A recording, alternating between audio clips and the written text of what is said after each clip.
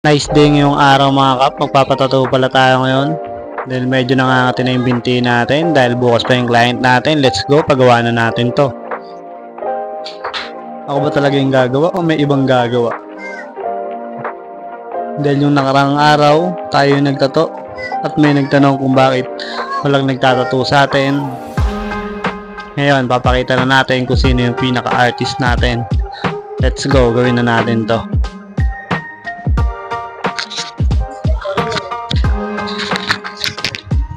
So, yun. Ayan, papatato na tayo. Ano kayang pakiramdam ng matatuan? First time kasi natin magpapatato.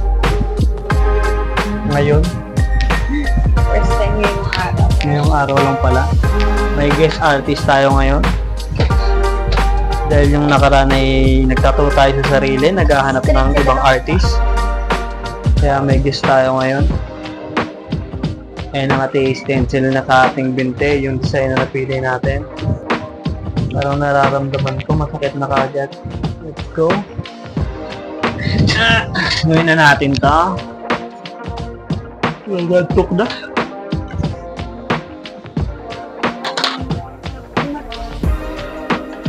Let's go. Gawin na natin to. Hindi pala ako gagawa.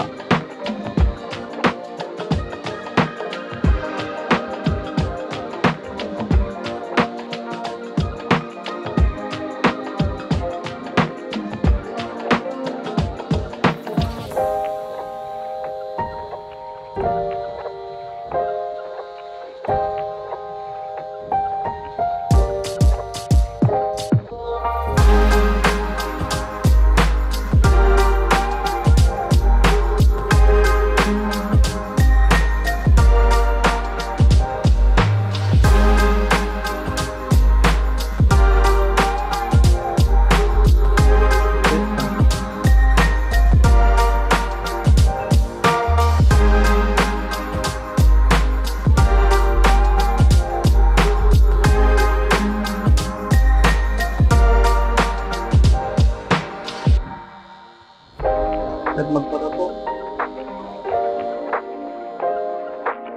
Grabe, masakit pala magpatato mga kap.